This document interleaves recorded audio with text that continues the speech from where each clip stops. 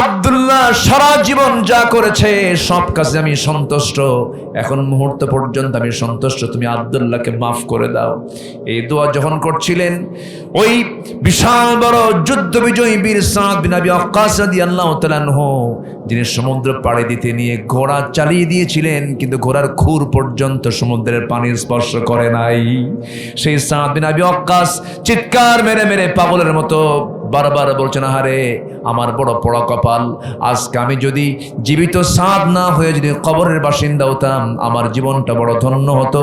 যে কবরবাসীকে বিদায় জানানোর জন্য পৃথিবীর সেরা 3 জন মানুষ তারা কবরে নেমে যায়। মক্কা এবং মদিনার ঠিক মাঝখান বরাবর তার বাড়ি, নাম হচ্ছে আব্দুল্লাহ।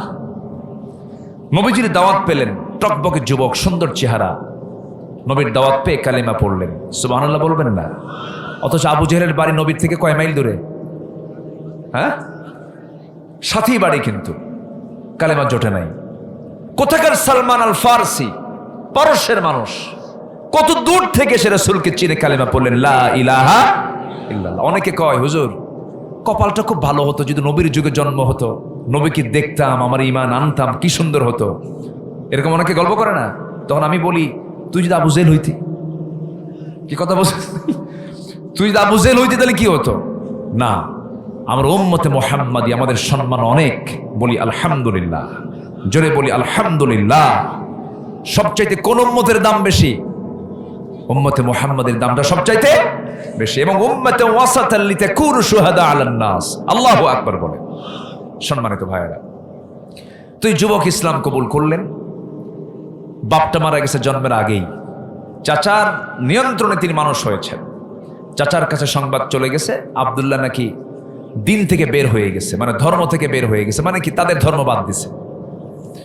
বলল, শুনলাম আব্দুল্লাহ কি জানি কি করছো, বাপদাদার ধর্মে নাকি চুনকালি মেরেছ। বলতেছে, না, বাপদাদারটাই ভুল ছিল, আমি সঠিক পথে আসছি। সুবহানাল্লাহ বলবেন না? বাপদাদারটা কি ছিল? ভুল ছিল, আমি যেটা আসছি এটাই হলো রাইট। আল্লাহু আকবার বলেন। চাচা বলতেছে, শোনো, এত কিছু বুঝি না, বাদ দিতে হবে। আমাদের ঐতিহ্য সম্মান নষ্ট করা যাবে না। আমাদের একটা মান সম্মান আছে, হাসবুনা মা ওয়াজাদনা, আছে না একটা আয়াত আছে না, যে আমার বাপ দাদা যা চলে করে গেছে এটাই যথেষ্ট। সঙ্গে সঙ্গে আব্দুল্লাহ বলছে, চাচা আমি আপনাকে কালিমার দাওয়াত দিতে চাই, আপনিও কালিমা পড়েন, আমি আপনাকে খুব ভালোবাসি। আব্দুল্লাহর চাচা খেপে গিয়ে বলল, আব্দুল্লাহ তুই আমাকেও এরকম করে প্রভাবিত করতে চাচ্ছিস? তুই কি জানিস তোর এই অপরাধের ফলাফল কি হতে পারে? কে চাচা বলেন? তোর সমস্ত সম্পত্তি কওমের সব লোককে ডেকে নিয়ে জোর করে নিয়ে নেব। উনি মুস্কে হাসি মেরে বললেন, চাচা শুধু সম্পদ নেওয়ার হুমকি দিচ্ছেন আপনি? চাচা শুনে রাখেন, গোটা দুনিয়ার সব সম্পদ যদি আমার হাতে তুলে দিয়ে বলা হয় তোমাকে এটা দিলাম, ঈমান ছেড়ে দাও, আল্লাহর কসম করে বলি গোটা দুনিয়া সব দিয়ে দেব, কিন্তু আমি আমার ঈমানকে কখনো বিকিয়ে দেব না। চাচার রাগ দেখে কে থাপ্পড় মেরে জমিনে ফেলে দিল, ফেলে দিয়ে রক্তাক্ত অবস্থা করে ফেললো, জামা টেনে ছিঁড়ল, এমনকি পরনের লুঙ্গিটা পর্যন্ত খুলে নিয়ে তাকে ঘর থেকে ধাক্কা মেরে বের করে দেওয়া হলো। মার দরজায় গিয়ে নক করছেন, মা দরজা খুলো। দরজা খুলেছেন, সঙ্গে সঙ্গে বলছে, মা আমার দিকে তাকায়ও না, আমার দিকে তাকালে তুমি আমাকে উলঙ্গ দেখতে পাবে। আমার চাচা আমাকে উলঙ্গ করে ঘর থেকে বের করে দিয়েছে, ঈমান এনেছে এই শুধু একটা অপরাধে। সঙ্গে সঙ্গে মাকে লক্ষ্য করে বলছেন, মা দেখো তো ঘরের মধ্যে কোনো চাদর আছে কিনা, একটা কাপড় আছে কিনা। এক খণ্ড কাপড় দেওয়া হলো, কোনো মতো সতর্কটা ঢাকলেন, ঢেকেই বলছেন, আমার মা আমার জন্য দোয়া করো, পৃথিবীর কোনো দরবার ভাল লাগে না, আমি আমার নবীর দরবারের দিকে রওনা দিলাম। প্রচন্ড শীতকাল, ঠান্ডার ভিতরে তিনি রওনা দিয়েছেন, নবীর দিকে লক্ষ্য করে রওনা দিয়েছেন। মদিনায় পৌঁছে গেলেন, নবীর দরজায় গিয়ে নক করলেন। দরজা খোলা মাত্রই উলঙ্গ দেহ দেখলেন, গায়ে কোনো কাপড় চোপড় নাই, পরনে হালকা একটা কাপড় দিয়ে কোনো মতো সতর ঢাকা আছে। কিচ্ছু বললেন না রাসূল। ভিতরে ঢুকে সুন্দর 2টা জুব্বা হাতের মধ্যে করে নিয়ে এসে বলছেন, আব্দুল্লাহ তাড়াতাড়ি কাপড়টা পরো, ঠান্ডায় তুমি অসুস্থ হয়ে যাবা। বিস্তারিত শুনলেন, এটার কারণ কি হয়েছিল সব শোনার পরে বলছেন, আব্দুল্লাহ তোমার চাচা তোমাকে বস্ত্রহীন করে উলঙ্গ করে ঘর থেকে বের করে দিয়েছে, আর বিশ্বনবী তার পছন্দের জুব্বা তোমাকে দান করেছে। জোরে বলেন সুবহানাল্লাহ। মনটা তার ভরে গেল, খুব আনন্দিত হলেন। আমার নবীজি তো কাউকে হতাশ করতেন না কখনো। যে কোনো ব্যক্তি যে কোনো সময় যে কোনো বিষয় হাজির হয়ে যেতে রাসূল তাকে উৎসাহ দিয়ে বিদায় করতেন। হুনাইন যুদ্ধের সময় আমার নবীজি ফিরে আসলেন। হুনাইন যুদ্ধের গনিমতের মালগুলো সব মুহাজিরদের হাতে দিলেন, আনসারদের হাতে দিলেন না। আমার নবীজি মদিনা আসার সঙ্গে সঙ্গে কিছু কিছু সাহাবী এমন কথা বলে ফেললেন, রাসূল আমাদেরকে ভুলে গেছেন, মুহাজিরদের পক্ষে কাজ করছেন, রাসূল আমাদের কথা খেয়াল রাখি না, সব মুহাজিরদেরকে দিয়ে দিল। এই জাতীয় কথা যখন নবীর কানে গেল, আমার নবীজি চুল পরিমাণ হতাশ হলেন না, মনক্ষুণ্ণ হলেন না, কি সুন্দর করে সমাধান করলেন। ও সাহাবীরা শোনো, হে আমার আনসার সাহাবীরা শোনো, মুহাজিররা তারা ছাগল নিয়ে গেছে ঘরে, মুহাজিররা তারা ভেড়া নিয়ে গেছে ঘরে, উট নিয়ে গেছে ঘরে, কিন্তু আনসার সাহাবীরা তোমরা তোমাদের ঘরে তোমাদের রাসূলকে নিয়ে চলে গেছো। সুবহানাল্লাহ বলো। রাসূল কি শান্ত পরিবেশ তৈরি করে হতাশ দূর করে দিলেন। কি চিন্তা করে আনসার, আমি তো তোমাদের ঘরের মেহমান, তোমাদের আবার কি লাগবে? সুবহানাল্লাহ বলবেন না? আমার নবীজি বলছেন, আব্দুল্লাহ আমি জুব্বা দিলাম, তোমার কোনো টেনশন নাই, যাও। আর কিছু বলবা? আব্দুল্লাহ বলে, হুজুর আমার একটা দোয়া আছে। কি দোয়া? আপনি তো আমার জন্য দোয়া করেন, আমি যেন শহীদ হয়ে যাই। যেরকম সুবহানাল্লাহ, আমি যেন শহীদের মর্যাদা পেয়ে যাই। আমার নবীজি দুটো হাত উঁচু করে আল্লাহর দরবারে দোয়া করছেন, আল্লাহ তাআলা আমার আব্দুল্লাহর জানমালকে তুমি কাফের বেঈমানদের জন্য হারাম করে দাও। এই কথা শোনার সঙ্গে সঙ্গে সাহাবীর মন খারাপ হয়ে গেল। তিনি বলছেন, ইয়া রাসূলুল্লাহ আপনি এমনটা করে দোয়া করলেন, আমি শহীদ হব কেমনে? কাফের মুশরিকদের আঘাত যদি আমার দেহে না লাগে, আমি শহীদের মর্যাদা কেমন করে পাবো? রাসূল বলেন, আব্দুল্লাহ রে, তোমার জন্য আমি যে দোয়া করেছি চিন্তা করো না, কারণ তোমার যদি শাহাদাতের তামান্না হৃদয়ে লালন হয়ে থাকে, ওয়াইম্মা তাআলা ফিরাশিহি, তোমার মৃত্যু যদি বিছানায় হয়ে থাকে, আল্লাহর কাছে জোরে জোরে কোরআন পড়ে ডিস্টার্ব হয়। রাসূল বলছেন, কোন সাহাবী বলো? আব্দুল্লাহ তার নাম। রাসূল বলছেন, খবরদার তোমরা আব্দুল্লাহর বিরুদ্ধে রিপোর্ট করতে এসো না, কারণ আব্দুল্লাহ ঈমানটাকে রক্ষা করতে গিয়া দুনিয়া বিক্রি করে দিয়েছে। আমার নবীজি খুব তাকে স্পেশাল কেয়ার করতেন, খুব পছন্দ করতেন আব্দুল্লাহ জুল বাজদাইনকে। আমার রাসূল কোন এক অভিযানে মদিনা থেকে বের হলেন, সাহাবে কেরামকে নিয়ে কোন একটা যুদ্ধে বের হলেন। আমার রাসূল বলছেন, সাহাবীরা আমার আব্দুল্লাহকে আমার হাতে দিয়ে দাও। তাকে সঙ্গে করে নিয়ে রওনা করলেন। অভিযান শেষ হয়ে গেল। মদিনার পথে ফেরার পথে আমার নবীজি হঠাৎ করে শুনতে পেলেন, হুজুর আপনার কলেজার টুকরা প্রাণপ্রিয় সাহাবী আব্দুল্লাহ অসুস্থ। রাসূল তার জন্য দোয়া করে দিলেন। বলুন, সাহাবীরা খুব ভালো করে সেবা করো, নার্সিং করো। 3 দিন পরে সংবাদ আসলো, হুজুর যথেষ্ট চেষ্টা করলাম, আব্দুল্লাহর বাঁচল না, আব্দুল্লাহ মারা গেছে। আমার নবীজির চক্ষুটা অশ্রুপূর্ণ হলো। রাসূল কাঁদলেন। সবচেয়ে বেশি কেঁদেছেন মুহাম্মদ সাল্লাল্লাহু। আমার নবীর চোখের পানি ছিল সবচেয়ে কম না সবচেয়ে বেশি? সবচেয়ে বেশি চোখের পানি ছিল। রাসূল যখন সেজদায় চলে যেতেন, জায়নামাজ ভিজে যেত। আমার নবীজি সবচাইতে বেশি বেশি আমার তার উম্মতের জন্য কেঁদেছেন। আমার নবীজি বললেন, ও সাহাবীরা আমার আব্দুল্লাহ মারা গেছে, জানাজার আয়োজন করো। ওর জানাজা কেউ পড়াবে না, আমি রাসূল নিজে তার জানাজা পড়াবো। জানাজা শুরু হয়ে গেল, রাসূল জানাজা পড়ালেন। জানাজা শেষ হলো। রাসূল বলছেন, সাহাবীরা আমার আব্দুল্লাহ কবর তোমরা কোথায় খনন করেছো? খুজুর 2 পাহাড়ের চিপায়, আমাকে নিয়ে চলো। রাসূল চলে গেলেন কবরের সামনে গিয়ে আবেগ আপ্লুত হয়ে বলছেন, সাহাবীরা আমার আব্দুল্লাহর কবরে আজকে আমি কাউকে তার লাশ নামাতে দেব না, আমি নিজে নামবো। আমার নবীজি নিজে কবরে নামলেন। নামার পরে বলছেন, আবু বকর ডানে নামো, ওমর বামে নামো। আমার নবীজি হাত দুটা গায়ে দিয়ে বলছেন, ও আমার সাহাবীরা আমার কলেজার টুকরা আব্দুল্লাহর লাশটা আমার হাতে তুলে দাও। রাসূল লাশটা হাতে তুলে নিলেন। বলছেন, আবু বকর মাথাটা ধরো, ওমর পাটা ধরো। রাসূল আস্তে করে কবরে শোয়া দিলেন। বুকের উপরে হাত রেখে আবেগ আপ্লুত হয়ে বলছেন, ও আকাশের মালিক আল্লাহ, আব্দুল্লাহ সারা জীবন যা করেছে সব কাজে আমি সন্তুষ্ট, এখন মুহূর্ত পর্যন্ত আমি সন্তুষ্ট, তুমি আব্দুল্লাহকে মাফ করে দাও। এই দোয়া যখন করছিলেন, ওই বিশাল বড় যুদ্ধ বিজয়ী বীর সাদ বিন আবি ওয়াক্কাস রাদিয়াল্লাহু তাআলা আনহু, যিনি সমুদ্র পাড়ি দিতে নিয়ে ঘোড়া চালিয়ে দিয়েছিলেন, কিন্তু ঘোড়ার খুর পর্যন্ত সমুদ্রের পানি স্পর্শ করে নাই, সেই সাদ বিন আবি ওয়াক্কাস চিৎকার মেরে মেরে পাগলের মতো বারবার বলছেন, আহারে আমার বড় পোড়া কপাল, আজকে আমি যদি জীবিত সাদ না হয়ে যদি কবরের বাসিন্দা হতাম, আমার জীবনটা বড় ধন্য হতো। যে কবরবাসীকে বিদায় জানানোর জন্য পৃথিবীর সেরা 3 জন মানুষ তারা কবরে নেমে যায়। জোরে কোন সুবহানাল্লাহ। এত সম্মান, এত মর্যাদা, এত ইজ্জত আমার রাসূল তাকে দিয়েছেন কেন? এর মূল কারণ হলো ঈমানটাকে অত্যন্ত দাম দিয়ে তিনি কিনেছেন। দুনিয়া বিক্রি করে ঈমানটা তিনি কিনে নিয়েছেন, ঈমানটা তিনি লালন করেছেন। এই জন্য জান্নাত প্রাপ্তির জন্য 1 নম্বর যে করণীয়, 1 নম্বর যে কাজ, নেক আমল সহ আমরা ঈমান আনবো। রাজি আছেন তো? সবাইকে রাজি আছেন? জোরে বলি ইনশাআল্লাহ, আরো জোরে বলি ইনশাআল্লাহ। নাম্বার 2 হলো তাকওয়া অবলম্বন করা। কি অবলম্বন করা বলেন? তাকওয়া অবলম্বন করা। তাকওয়াটা কি? তাকওয়া মানে হলো বেঁচে থাকা, হারাম কাজ থেকে নিজেকে গুটিয়ে রাখা। আল্লাহ রাব্বুল আলামিন তাকওয়ার ব্যাপারে বহু কথা বলেছেন। কোরআনের প্রথম মেসেজ, প্রথম আল্লাহ পাক বক্তব্য শুরু করেছেন তাকওয়া দিয়া, হুদাল লিল মুত্তাকিন আল্লাযীনা ইউমিনুনা বিল গায়ব ওয়া ইউকিমুনাস সালাহ ওয়া মিম্মা রাযাকনাহুম ইউনফিকুন। আল্লাহ পাক মুত্তাকিদের গুণগুলো প্রথমে শুরু করেছেন। প্রথম ওয়াজ আল্লাহ পাক মুত্তাকিদের করেছেন। প্রথম ওয়াজ কি বলেন? মুত্তাকিদের না করেছেন। আল্লাহ রাব্বুল আলামিন মুত্তাকি যারা তাদেরকে জান্নাত দিতে চেয়েছেন, ওয়াদা করেছেন, ইন্নাল মুত্তাকিনা ফি জান্নাতিন নাঈম ফাকিহিনা বিমা আতাহুম রাব্বুহুম ওয়া ওয়াকাহুম রাব্বুহুম আযাবাল জাহিম। জোরে বলুন আল্লাহু আকবার। আমার বন্ধুগণ, সেজন্য মুত্তাকি আমরা হব। জোরে বলি ইনশাআল্লাহ, আরো জোরে বলি ইনশাআল্লাহ। মুত্তাকিটা কি একটা এক্সাম্পল দিলে খুব সহজ হবে। একজন খলিফা ছিলেন, তার নাম হলো ওমর বিন খাত্তাব। কয় নম্বর খলিফা বলেন তো? কয় নম্বর খলিফা?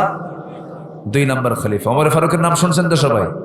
বহুদিন আগে এক মাহফিলে বললাম যে ওমর ফারুককে চিনেন কে? সামনে থেকে এক ছোট্ট ছেলে দাঁড়ায় বলে, হুজুর আমি ওমর ফারুককে চিনি। কে? আমাদের বাড়ির দোতলায় ভাড়া থাকে। এই ওমর কিন্তু সেই ওমর না, এটা হচ্ছেন সেই ওমর যে ওমরের ব্যাপারে ভারতের শ্রী মহাত্মা গান্ধী পর্যন্ত বলতে বাধ্য হয়েছেন যে এই শতাব্দীতে অশান্ত পৃথিবীকে শান্ত করার জন্য মুসলমানদের ওমরের মতো একটা শাসক দরকার। ওমরের শাসন নিয়ে এখনো গবেষণা হয়। একজন সফল রাষ্ট্রনায়ক ছিলেন ওমর ফারুক রাদিয়াল্লাহু তাআলা আনহু। সাম্যতার মূর্ত প্রতীক তিনি ছিলেন। সম্মানিত বন্ধুগণ, উনি একদিন রাষ্ট্রের পক্ষ থেকে 1 বোতল মধু পেয়েছেন। কি পেয়েছেন বলেন তো? মধু পেয়েছেন। মধুগুলো নিয়ে বাড়িতে আসলেন। 5টা ভাগ করতে হবে, 4 প্রতিবেশী এবং ওনার একটা ভাগ। মোট কয়টা ভাগ? 5টা ভাগ। তো মধুগুলো নিয়ে এসে বউকে বললেন, আমার স্ত্রী মধুটা ভাগ করো, 5টা ভাগ করে আমরা একটা ভাগ নেব আর বাকি 4 ভাগ প্রতিবেশীকে দেব। মধুর বোতল দেওয়ার একটু পরেই বলছেন, আমি তোমাকে ভাগ করতে দেব না, বোতলটা আমার হাতে ফেরত দিয়ে দাও, আমি তোমাকে দেব না, অন্য কেউ ভাগ করবে। আচ্ছা বলেন তো, এরকম আচরণ যদি আমাদের বউয়ের সঙ্গে আমরা করি কি হতে পারে? আপনাদের ভাবসাব দেখে মনে হচ্ছে সবার বউ মনে রাবেয়া বসরি হবে। কিছু হবে, কিছু হবে, কি অ্যাকশন হবে, কিছু বহুত কিছু হয়ে যাবে। 39 বছরের সংসার, আজ পর্যন্ত তুমি আমাকে বিশ্বাস করতে পারলা না, কত কি হবে। কিন্তু উনি তো ওমর ফারুকের স্ত্রী, উনি চুপচাপ, একটু মন তো খারাপ হবেই। বোতলটা দিয়ে দিলেন, হ্যান্ড ওভার করলেন, ব্যাক করলেন। উনি মধুটা নিয়ে এক প্রতিবেশীর ঘরে চলে গেলেন। প্রতিবেশীর ঘরে গিয়া ওই প্রতিবেশীকে ডাক দিয়ে বলছেন, প্রতিবেশী শোনো, এই যে মধুর বোতল তোমাকে দিলাম, সমান 5টা ভাগ করবে, একটা ভাগ আমাকে দেবে, বাকি 4 ভাগ তোমরা 4 জন নিয়ে নিবা। ওনার অংশের মধুগুলো নিয়ে বাড়িতে এসে গিন্নিকে ডাক দিয়ে বলছে, গিন্নি আমার, আমি তোমাকে দারুণ ভালোবাসি, আমি তোমাকে মোহাব্বত করি, ট্রাস্ট করি, কোনো সন্দেহ নাই। আমার সন্তানগুলো তুমি লালন পালন করো, আমি রাষ্ট্র দেখি, তুমি পরিবার দেখো, সন্তানগুলো দেখো, তোমার বিশাল অবদান আমার পরিবারে আছে। আমি তোমাকে সন্দেহ করে মধুর বোতলটা আমি তোমার হাত থেকে নেই নাই, কিন্তু নিয়েছি কেন? তুমি যখন মধু ভাগ করতে যাবে সমান ভাগে ভাগ হবে, কিন্তু মধু তো তরল জিনিস, মধু ভাগ করতে নিয়া ওই তরল জিনিস হাত দিয়ে যখন ভাগ করতে যাবে, কিছু অংশ হাতে 1 ফোঁটা হোক, 2 ফোঁটা হোক, 3 ফোঁটা হোক, মধু তোমার হাতে লেগে যাবে। এই 2 ফোঁটা 3 ফোঁটা মধু, এই অংশটুকু আমাদের ভাগে বেশি আসুক, এটা চাই নাই মনে করে মধুভোগের দায়িত্ব আমি অন্যের কাঁধে চাপায়া দিয়েছি। এটার নাম তাকওয়া। এটার নাম কি বলেন? তাকওয়া। ওমর ফারুক বসে আছেন, রাষ্ট্রের কিছু খেজুর এসেছে কার্টুন ভরা। সেই কার্টুন ভরা খেজুরের মধ্যে ওমর ফারুকের ছোট্ট ছেলে, ছোট্ট বাচ্চা, নাবালক সন্তান হাত দিয়ে খেজুর একটা তুলে নিয়ে মুখের মধ্যে তুলে নিয়েছেন। ওমর ফারুক করলেন কি, ছেলেকে, সন্তানকে জোর করে টেনে নিয়ে মুখের মধ্যে নখ ঢুকায়া সেই খেজুরটা বের করে দিয়ে বলছে, মার সন্তান, মার কোলে যা, মার সন্তান, মার কোলে যা। সন্তানকে পাঠায়া দিয়েছে, মার কাছে গিয়ে কান্নাকাটি করে বলছে, আব্বা আমার সঙ্গে এমনটা করলো। কিছুক্ষণ পর খলিফা নিজে ঢুকলেন, স্ত্রী বলছেন, স্বামী আমার, আমরা তো খেজুরের অংশ পাবোই, ভাগের একটা অংশ আমরা পাবো, সেখান থেকে নয় 1-2টা খেজুর কম নিতাম। সন্তানের মুখ থেকে খেজুর তুলে নেওয়ার কি দরকার ছিল, বের করে নেওয়ার কি দরকার ছিল? ওমর ফারুক বলছেন, স্ত্রী আমার, মন খারাপ করবে না, মন খারাপ করবে না, আমার তো সন্তানের প্রতি দরদ আছে, কিন্তু যে খেজুরটা সে মুখে নিয়েছিল ওই খেজুর যে আমার ভাগে আসবে তার গ্যারান্টি কি? সুবহানাল্লাহ বলা যাবে না ভাই? এটার নাম তাকওয়া। এটার নাম কি বলেন? তাকওয়া। ওমর ফারুক রাদিয়াল্লাহু তাআলা আনহু রাতের বেলা জনগণকে দেখতে গেছেন। হঠাৎ করে রাতের আধারে নীরব পরিবেশে ছোট্ট একটা কুড়ে ঘর থেকে 2টা মহিলার গুনগুন গুনগুন করে মোকালামা, কনভারসেশন আসতেছিল, কথোপকথন হচ্ছিল, মা মেয়ের সঙ্গে গল্প চলছিল। মা বলছে, মেয়ে আমার, দিনের বেলা যে দুধ পেয়েছি সেই দুধ এত কম হয়েছে, দুধ বিক্রি করে বাজার হবে না, পানি মিক্স করো, পানিটা এখানে দিয়ে দাও। এবার মেয়ে বলছে, মা এটা আমার দ্বারা সম্ভব না, কারণ ওমরের শাসন মারাত্মক, ভয়ঙ্কর শাসন, কোনো ক্রমে জানতে পারলে বিশাল বড় শাস্তি হয়ে যাবে, এটা আমার দ্বারা সম্ভব না। এবার মা বলছে, ওমরের প্রশাসন তো এই জায়গায় কেউ দেখবে না, অন্ধকারে পানি দিবা। এবার মেয়ে বলছে, মা ওমরের প্রশাসন নয় না দেখলো, কিন্তু আমার আল্লাহ তাআলা এই তো অবকর্ম দেখতে পাবেন, আমার দ্বারা সম্ভব হবে না। এই কথাগুলো যখন সাইয়েদনা ওমর ফারুকের কানে চলে গেছে, শোনার সঙ্গে সঙ্গে তিনি করলেন কি, আর দেরি করলেন না, চোখে পানি চলে এলো, আর আল্লাহর শুকর আদায় করে বলছেন, আহারে আমার জনগণগুলো তো পরহেজগার, দোয়া করলেন। বাড়িতে গেলেন, বউকে ডাক দিয়ে বলছেন, বউ আমার, আমি আজকে বহুদিন যাবত আমার ছেলেকে বিয়ে করাবো, আমার ছেলে কি নতুন সুন্দর একটা পরিবার দেখে, মেয়ে দেখে আমার ছেলেকে বিয়ে করাবো, কিন্তু ভালো বৌমা পাচ্ছিলাম না, ভালো মেয়ে পাচ্ছিলাম না।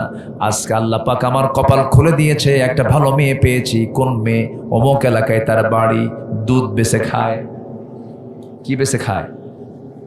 দুধ বেচে যারা খায় তাদেরকে কি বলে এলাকায়? ভাই কি বলে এলাকায়? এটা গোয়াল বলে। আচ্ছা, গোয়াল যারা দুধ বেচে খায় তারা কি খুব মানে ধনী টনির মানুষ মনে হয় নাকি? ধনী মানুষ। আর এইদিকে ওমরে ফারুক হচ্ছেন অর্ধ দুনিয়ার শাসনকর্তা। তিনি কি করলেন? তার বউকে পাঠায় দিয়ে বলছেন, যাও, ওই দুধ বিক্রেতার মেয়ে হবে আমার ছেলের বউ।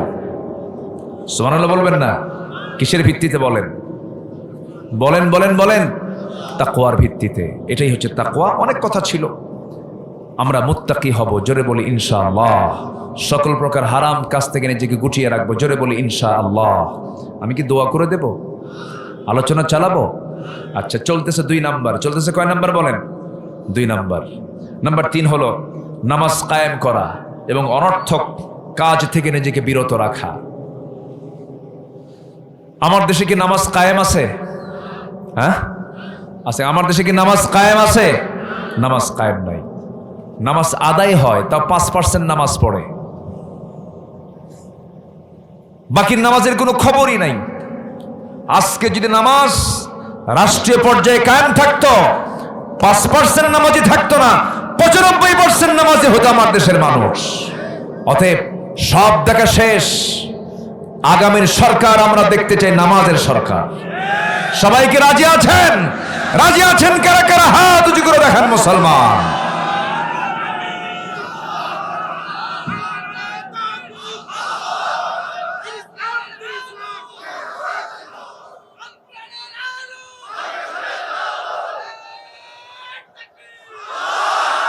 আল্লাহ কবুল করুন, জোরে বলি আমিন, আরো জোরে আমিন। জাহান্নামে যাবার 1 নম্বর কারণ হলো নামাজ ছেড়ে দেওয়া, এবং সবচাইতে বেশি শাস্তি দিবেন আল্লাহ তাআলা ওই বান্দাকে যে নামাজ নষ্ট করেছে। যেই পরিবেশে গেলে নামাজ থাকে না, সেই পরিবেশে যাওয়া জায়েজ নাই। যেই দলে নামাজের কোনো এজেন্ডা নাই, নামাজের কোনো কর্মসূচি নেই, সেই কর্মসূচিতে কোনো বান্দার অংশগ্রহণ করাও জায়েজ নাই। নামাজ সবচাইতে বড়, ছেড়ে দেওয়া সবচাইতে বড় অপরাধ। আমরা নামাজ পড়বো, জোরে বলি ইনশাআল্লাহ, আরো জোরে বলি ইনশাআল্লাহ। এই শুক্রবারের আগের শুক্রবার বেলা 10:30টার দিকে ভূমিকম্প হয়েছিল, মনে আছে আপনাদের? ভূমিকম্প হয়েছিল। সবচেয়ে বেশি কোথায় ছিল বলেন? ঢাকায়, নরসিংদীর মনোহরদী ওই অঞ্চল থেকে মানে একটা কম্পর, মানে যে কম্পনটা হয়েছে এটা ঢাকাতে বেশি হয়েছে। আমি তখন সেদিন রাজশাহীতে ছিলাম, রাজশাহীতে প্রোগ্রাম ছিল। বাড়ি থেকে আমাকে ফোন দিল, আমি শুনলাম, আমি টের পাইনি। ঢাকার বাইরে একটু কম ছিল, কয়েক সেকেন্ড ছিল, ঢাকাতেও কয়েক সেকেন্ড ছিল। 5.7 মাত্রায় ভূমিকম্প হয়েছে শুক্রবারে। তো 10:30টার একটু আগে পরে যে ভূমিকম্পটা হলো, ঢাকা শহরের একটা মানুষও জুতা পায়ে নিচে নামার সময় পায় নাই। কি পায় নামছে? খালি পায়ে, এবং ভালো কোনো জামা পরারও সুযোগ পায় না। যা ছিল গায়ে তা নিয়ে মারছে দূর। সেকেন্ড তো কয়েকটা সেকেন্ডের খেলা না, মারছে দূর। সব রাস্তায়, কিসের গুলশান, কিসের বাড়িধারা, আর কিসের DOHS, কিসের ধানমন্ডি, সব থুইয়া সব কই গেছে রাস্তায়। কার ভয়ে? দেখেন, আল্লাহর ভয়ে গেছে, আল্লাহর ভয়ে গেছে না। আল্লাহর ভয়ে গেলে কি ওই সময় নামতো না ফজরে নামতো? বলেন, আল্লাহর ভয়ে নামলে কি ওই সময় নামতো না ফজরে নামতো? ফজরে নামে নাই, এই জন্য আল্লাহ পাক 10:30 থেকে নামাইছে। যা, কি কথা কি বুঝতেছেন আপনারা? কি এটা, কি এটা, কি সমস্যা, কি এটা, কি? হ্যাঁ, এই বাদাম বসো।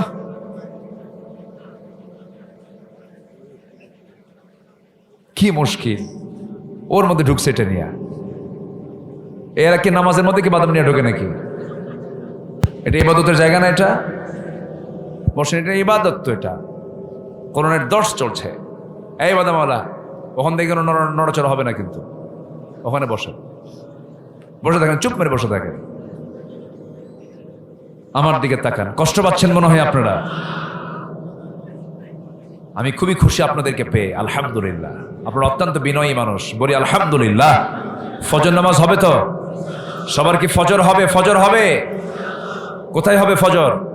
একটা প্রশ্ন করি, বলুন তো, আমার দেশে কোন ওয়াক্তে সবচাইতে মুসল্লি মসজিদে কম? বলেন, কোন ওয়াক্তে? আর সবচাইতে মানুষ বেশি থাকে, বেশি মানুষ থাকে যে ওয়াক্তে, সেটা কোন ওয়াক্ত? বাড়িতে থাকে। বাড়িতে কোন ওয়াক্তে মানুষ বাড়িতে বেশি থাকে? এখনো বোঝেন নাই না? বলতেছেন না ইচ্ছে কইরা? বলেন, কোন ওয়াক্তে সবচেয়ে কম মুসল্লি পাওয়া যায়? আচ্ছা, কোন ওয়াক্তে বাড়িতে মানুষ বেশি থাকে? ফজরে। তাহলে মানুষগুলো কি করে? কি করে? ঘুমায়। আল্লাহ কইছে, তুই ঘুমালি। 10:30টার দিকে আল্লাহ দিয়েছেন একটা কম্পন, একটু নাড়া দিছে, সব থুয়ে মারছে দৌড়। আল্লাহর ভয় না মরার ভয়? মরার ভয়। হতো না এটা যদি ফজরের সময় মসজিদে যেত। ভূমিকম্প কি এমনি দেয় আল্লাহ? যদিও চলমান প্রক্রিয়া। আমরা যে জমিনে থাকি এটা কিন্তু শান্ত না। এটা কি শান্ত জমিন ভাবতেছেন? শান্ত বিল্ডিং বানাইছেন, নড়াচড়া করে না, ঠিক আছে, খুব শক্তিশালী, দারুণ ভিত, এরকম ভাবতেছি না আমরা? আরে এত রড দিছে, BSRM, KSRM, বিশাল শক্তিশালী মাল্টি স্টোরেড বিল্ডিং, কিন্তু পৃথিবী নামক এই জমিন নামক জায়গাটা কিন্তু শান্ত না। এর নিচে অবিরাম এক রহস্যময় টেকটনিক গতির খেলা চলছে। এই টেকটনিক প্লেটগুলো এই কবরের সাথে সংঘর্ষ যখন করে, অথবা সরে গিয়ে জমে থাকা শক্তি হঠাৎ মুক্তি পায়, তখন একটা শক্তিশালী শকওয়েভ সৃষ্টি করে পুরো জমিনকে কাঁপিয়ে তোলে। আল্লাহু আকবার বলেন। আল্লাহ এই প্লেটগুলোকে যদি চাইলেই, যদি একটু বেশি সময় দিয়ে যদি একটু ধাক্কা মেরে দিতেন, পৃথিবীর কোনো কিছু থাকতো? সেদিন শুধু 11 সেকেন্ড না, হয়তো 1 মিনিট হতো, আগামী 100 বছরও ঢাকা আগের অবস্থায় ফিরতে পারত না। তাহলে আমাদের সতর্ক হওয়ার দরকার আছে না নাই? আসতে বলেন, আছে না নাই? জমিন যেন না কাঁপে। আল্লাহ দিয়েছেন জায়গায় জায়গায় পাহাড় দিয়েছেন। কি দিয়েছেন? পাহাড়, ওয়াল জিবালা আওতাদা, এটা পেরেগের মতো করে দিয়েছেন। পাহাড় উপরে যা থাকে, আমরা যা দেখতে পাই উপর বিশাল পাহাড়, উঁচু পাহাড় দেখতে পাই, এই পাহাড়কে ঠিক রাখার জন্য মাত্র 10% পাহাড়ের অংশ থাকে উপরে, আর বাকি 90% থাকে হলো পাহাড়ের নিচে। ওটা ভিত, ওটা কি ভিত রাখে কেন? পৃথিবী যেন আন্দোলিত না হয়। আল্লাহ পাক এই কথা কত আগে বলেছেন। আল্লাহ রাব্বুল আলামিন বলেন, وَأَلْقَى فِي الْأَرْضِ رَوَاسِيَ أَن تَمِيدَ بِكُمْ وَأَنْهَارًا وَسُبُلًا لَعَلَّكُمْ تَهْتَدُونَ। জোরে বলুন আল্লাহু আকবার। তিনি জমিনে স্থাপন করেছেন সুদৃঢ় পর্বতমালা, যাতে তোমাদের নিয়ে জমিন হেলে না যায়। জমিন কি না যায়? হেলে না যায়, নড়াচড়া না করে। আল্লাহ রাব্বুল আলামিন এবং তোমাদের জন্য নদ নদী পথসমূহ যাতে তোমরা পথপ্রাপ্ত হও, এগুলো আল্লাহ পাক দিয়ে দিয়েছেন। আমার বন্ধুগণ, আল্লাহ রাব্বুল আলামিন সব কিছুই ঠিক রেখেছেন, কিন্তু বান্দার উপরে এটা গজব আকারে আসে।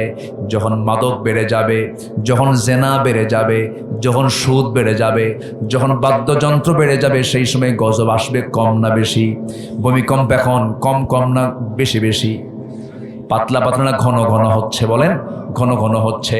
আমার বন্ধু, এলো থেকে বাঁচার জন্য আমাকে আপনাকে হারাম পন্থা অবলম্বন করে হালাল পন্থায় ফিরে আসতে হবে, তাকে অর্জন করতে হবে। আজান যখন শুনবো সঙ্গে সঙ্গে ছুটে যাব কিসের দিকে? বলেন, মসজিদের দিকে। রাজুলুন কলবুহু মুআল্লাকুম বিল মাসাজিদ। যদি কোনো বান্দার দিল যদি মসজিদের সঙ্গে লটকানো থাকে, যদি মসজিদ ভিত্তিক তার জীবনটা যদি গড়ে তুলতে পারে, আল্লাহ রাব্বুল আলামিন বলছেন, বান্দা আমি তোকে আরশ আজিমের ছায়ায় তোকে আমি নিজে জায়গা করে দেব। জোরে কোন সুবহানাল্লাহ। আরশ আজিম কয় তলার উপরে? বলেন, আরশ আজিম কয় তলায়? হ্যাঁ, কেউ কিছু কয় না রে। আরশ আজিম কয় তলায়? সাবআ সামাওয়াত, 7টা আকাশের উপরে। জোরে কোন সুবহানাল্লাহ। তাহলে আল্লাহ বলছেন, বান্দা তুই আমার মহব্বতে তোর দিলটা মসজিদের সঙ্গে ঝুলায় রাখবি, আমি তোকে আরশ আজিমের ছায়ায় জায়গা দিয়ে দেব। জোরে কোন সুবহানাল্লাহ। আরশ আজিমের ছায়ায় তোকে জায়গা দেব। এটা কম কথা? আরশ আজিম কি এত সস্তা জিনিস? এটি খুঁজে পাওয়া সম্ভব? আল্লাহ যদি আমাকে না দেন? দুনিয়ার মানুষ একটু চাঁদে গেছে। কোথায় গেছে? চাঁদে গেছে, একটু মঙ্গল গ্রহে বিশাল কিছু জয় করছে, কিচ্ছুই করে নাই। সূর্যের কাছে তো যাওয়ার সমক্ষমতা না। আভ্যন্তরীণ তাপমাত্রা হলো 15 million degree Celsius. 15 million degree Celsius তাপমাত্রা হলো সূর্যের আভ্যন্তরীণ তাপমাত্রা। সম্মানিত ভাইয়েরা, চাঁদে গেল, মঙ্গল গ্রহে গেল। এখন বান্দা যদি চিন্তা করে আমি একটু তারার দেশে যাব, তারকার দেশে যাব। তারকাটা এত দূরে, পৃথিবীর সবচেয়ে নিকটবর্তী তারকা হলো প্রক্সিমা সেন্ট্রাই। প্রক্সিমা সেন্ট্রাই নামক এই তারকা পৃথিবীর সবচেয়ে নিকটবর্তী তারকা। যদি কেউ ইচ্ছা করে যে আমি একটু তারকার দেশে যাব, পৃথিবীর কোনো কপ্টার অথবা বিমান নিয়ে যাওয়া সম্ভব নয়, নভোযান দিয়ে চেষ্টা করতে পারে।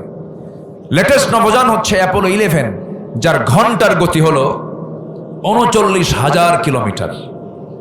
এই 39,000 কিলোমিটার বেগে যদি কোনো ব্যক্তি যদি ওই নভোযানে চড়ে প্রক্সিমা সেন্টারাইকে লক্ষ্য করে যদি রওনা দিয়ে দেয়, তার যেতে সময় লাগবে 1,15,000 বছর মাত্র। যাবেন কারা কারা? হাত তোলেন। সম্ভব? সম্ভব? আল্লাহ বলছেন, বান্দা তুই শুধু দিলটা মসজিদের সঙ্গে লটকায় রাখবি, আমি তোকে আরশ আজিমের ছায়ায় তোকে জায়গা দিয়ে দেব। সেই 7 আকাশের জায়গা দিয়ে দিবেন। 5 ওয়াক্ত নামাজ কি সবাই পড়তে রাজি আছেন? এটা হাত তুলে দেখানো যাবে ভাই? 5 ওয়াক্ত নামাজ। জোরে বলি ইয়া আল্লাহ, আরো জোরে বলি ইয়া আল্লাহ। আমাদেরকে 5 ওয়াক্ত সালাত আদায় করার তৌফিক তুমি আল্লাহ দিয়া দাও। জোরে বলি আমিন, আরো জোরে আমিন, আরো জোরে আমিন। হাত নামান। পাশে কি মা বোন আছে? বলি আলহামদুলিল্লাহ। এই যুবকরা, তোমরা কি স্মার্টফোন চালাও? মোবাইল টোবাইল চালাও? হ্যাঁ, চালাবা, বেশি করে চালাবা, কোনো সমস্যা নাই। হাসে, দেখছেন আমার কথা শুনে সব হাসে। হুজুর তো এটা বলছে, একটু উল্টা কইছে। স্মার্টফোন ব্যবহারের নীতিমালা আমি তোমাকে বলে দিচ্ছি। এই কথাগুলো বলা খুব এসেনশিয়াল। এই কথাগুলো আমরা না বললে আল্লাহর কাছে জবাব দিতে হবে। স্মার্টফোন এটা প্রয়োজন। কিন্তু তুমি যদি ফোনের মুরিদ হও, তোমার ফোন ব্যবহার করা যাবে না। তোমার মুরিদ হতে হবে ফোনকে। তুমি চালাও ফোনকে, তাহলে ঠিক আছে। তোমাকে চালাই ফোন, তুমি শেষ। ফ্রি ফায়ার, পাবজি, ক্যাসিনো, এই যুবকরা আর কি কম? আর কি আছে? আছে কি না? আরো আছে। অসংখ্য পরিবার আজকে ফকির হয়ে গেছে শুধু এই গেমস আর এই জুয়াগুলো খেলার কারণে। আজকে মোবাইলে জুয়া চলে আসছে। সাবধান, মদ, জুয়া, গেমস, আসক্তি, এগুলো সব হারাম কাজ। হারাম ঘোষণা করেছেন তিনি কে? আসতে বলবেন না তিনি কে? যুবক, তোমার চক্ষু নষ্ট করো না। তোমার চক্ষু দিয়ে হারাম কোনো চিত্র তুমি দেখতে যেও না। পর্নোগ্রাফি, এটা হচ্ছে শয়তানের মস্ত বড় একটা ফাঁদ। তোমার জীবন যৌবন সব ধ্বংস করে দেবে। তোমার ফ্রন্টাল সেলগুলো সব শুকে শুকে যাবে। তোমার স্মৃতিশক্তি লোপ পাবে। তোমার জীবন যৌবন সব ধ্বংস হয়ে যাবে। এগুলোর কাছে তুমি কখনো নিজের জীবনকে নষ্ট করার জন্য প্রস্তুত থাকবে না। সাবধান থেকো যুবক। তোমার বিবাহ পূর্ব কোনো নোংরামি, অবৈধ কোনো সম্পর্কে জড়ানো যাবে না। বিবাহ পূর্ব কোনো প্রেম হয় না, এটা বলা হয় জেনা। এটা কি বলে? জেনা। বিবাহ পূর্ব কোনো সম্পর্ক লিগ্যাল কখনো হতে পারে না। খুব সাবধান থাকতে হবে। একজন যুবকের জীবনে গার্লফ্রেন্ড একজন, সে হচ্ছে তার স্ত্রী। বয়ফ্রেন্ড, গার্লফ্রেন্ড মুসলমানদের সভ্যতা নয়, এটা মুসলমানদের চরিত্র নয়। আবার যুবক আরেক যুবককে বলে, তোর কি গার্লফ্রেন্ড আছে রে? কে না তো। কিন্তু তুই তো মানুষই না, এরকম আছে না? তুই কি তুই ব্যাকডেটেড, তুই দাদার যুগের মানুষ, একটা গার্লফ্রেন্ড নাই, তাহলে হলো? যুবক, এগুলো করবা না। বিবাহের প্রয়োজন হলে সোজা বাড়িতে প্রস্তাব দিয়ে ফেলবে। বাড়িতে বলবে, আব্বাকে বলবে, মাকে বলবে, আব্বা বিয়ে করাও। যুবকরা কিচ্ছু কয় না। কি? কিছুই কয় না। আমার কথা ঠিক আছে কি না? না, কাম হবে না, এরা বিয়ে শাদী করবে না। বিয়ে শাদীর দরকার আছে না নাই? আসতে বলবেন না, আছে না নাই? আছে। বিয়েই পারে হলো ইমানকে রক্ষা করতে। আর নিকাহ নিসফুল ইমান। রাসূল বিয়েকে সহজ করেছেন। বিয়ে যখন সহজ হয়ে যায় তখন জেনা কি হয়ে যায়? কঠিন হয়ে যায়। কঠিন জেনা করা তখন কঠিন হয়ে যায়। কিন্তু আজকের সমাজে বিয়েটাই কঠিন হয়ে গেছে, জেনাটা কি হয়ে গেছে? সহজ হয়ে গেছে। আমরা যুবকদেরকে আহ্বান করব, চরিত্রকে সুন্দর করার চেষ্টা করো। চরিত্র সুন্দর হলে, সুন্দর চরিত্র নিয়ে তুমি সবার আগে জান্নাতে চলে যাবে। হুসনে খুলক, এটার ওজন সবচেয়ে বেশি হবে হাসরের দিন। এটার ওজন এত ভারী হবে যে ফাম্মা মান সাকুলাত মাওয়াজিনুহু ফাহুয়া ফি ঈশাতির রাদিয়া, তার ওজনটা একদম ভারী হয়ে যাবে, সোজা জান্নাতে চলে যাবে। এজন্য যুবকরা, তোমার যৌবনকে সুন্দর চরিত্র দিয়ে, সততা দিয়ে, রোজা দিয়ে, তাকওয়া দিয়ে, তোমার চোখের হেফাজতের মধ্য দিয়ে, তোমার হাতের জিকিরের মধ্য দিয়ে, তোমার মুখের জিকিরের মধ্য দিয়ে তোমার জীবনটা সুন্দর করে সাজিয়ে নাও জান্নাত প্রাপ্তির জন্য। আল্লাহ কবুল করুন, জোরে বলি আমিন। নাম্বার 4 হলো রোজা পালন করা। নাম্বার 5 হলো রবের তাওয়াক্কুল করা। নাম্বার 6 হলো আল্লাহর জন্য সম্পদ ব্যয় করা। নাম্বার 7 হচ্ছে মন্দ প্রতিহত করে ভালোকে প্রতিষ্ঠা করা। নাম্বার 8 হলো শিরিক থেকে দূরে থাকা। নাম্বার 9 হলো আল্লাহর জন্য ধৈর্য ধারণ করা। ইন্নামা ইউয়াফাস সাবিরুন আজরাহুম বিগাইরি হিসাব। আল্লাহ তাআলা এরকম করে বহু জায়গায় ধৈর্যের ব্যাপারে কথা বলেছেন। নাম্বার 10 হচ্ছে তওবা করা, আল্লাহর দিকে ফিরে আসা। ইল্লা মান তাবা ওয়া আমানা ওয়া আমিলা সালিহান ফাউলাইকা ইয়াদখুলুল জান্নাতা ওয়া লা ইউযলামুনা শাইআ। নাম্বার 11 হলো আল্লাহর পথে জিহাদ করা। আল্লাহ রাব্বুল আলামিন জিহাদের কথা বলেন, ওয়া মান ইউজাহিদ ফাইন্নামা ইউজাহিদু লিনাফসিহি ইন্নাল্লাহা গানিয়্যুন আনিল আলামিন। নাম্বার 12 হলো পাপের উপর অবিচল না থাকা, আল্লাহর নিকট ক্ষমা প্রার্থনা করা। ওয়াল্লাযীনা ইযা ফাআলু ফাহিশাতান আও যালামু আনফুসাহুম যাকারুল্লাহ ফাস্তাগফিরু লিযুনুবিহিম ওয়া মান ইয়াগফিরুয যুনুবা ইল্লাল্লাহ। নাম্বার 13 হলো সত্যের পথে অবিচল থাকা। নাম্বার 14 হলো আল্লাহর জন্য মুমিনদের মাঝে পরস্পর সুন্দর সম্পর্ক রক্ষা করা। ইন্নামাল মুমিনুনা ইখওয়া ফাসলিহু বাইনা আখওয়াইকুম। নাম্বার 15 হলো অন্যায় অশ্লীলতা থেকে মুক্ত হয়ে ইহসান ন্যায়পরায়ণতা হাক্কুল ইবাদের আদায় করা। সবচেয়ে ব্যাপক বিস্তৃত আয়াত ইন্নাল্লাহা ইয়া'মুরু বিল আদল ওয়াল ইহসান ওয়া ইতাইযিল কুরবা ওয়া ইয়ানহা আনিল ফাহশাই ওয়াল মুনকারি ওয়াল বাগি ইয়া'iদুকুম লাআল্লাকুম তাযাক্কারুন। আল্লাহ তাআলা 15টি গুণ অর্জন করে জান্নাত প্রাপ্তির উপযুক্ত যোগ্যতা হাসিল করার তৌফিক সবাইকে দান করুন। জোরে বলি আল্লাহুম্মা আমিন। যে যেখানে আছি আমরা দোয়ার দিকে যাব। আমরা চাইবো কার কাছে? আসতে চাইবো আমরা কার কাছে? আল্লাহর কাছে আমরা চাইবো। সবাই বলি সুবহানাকা আল্লাহুম্মা ওয়া বিহামদিকা আশহাদু আল্লা ইলাহা ইল্লা আনতা আস্তাগফিরুকা ওয়া আতুবু ইলাইকা। চিৎকার মেরে বলি ইয়া আল্লাহ, আমার জীবনে সাগীরা কাবীরা ছোট বড় সব গুনাহ তুমি আল্লাহ মাফ করে দাও।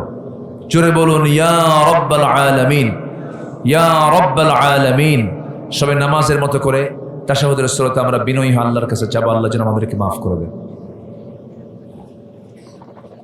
এর দিকে তাকাই, সমুদ্রের দিকে তাকাই, চাঁদের দিকে তাকাই, পাহাড়ের দিকে তাকাই, প্রাণীকুলের দিকে তাকাই।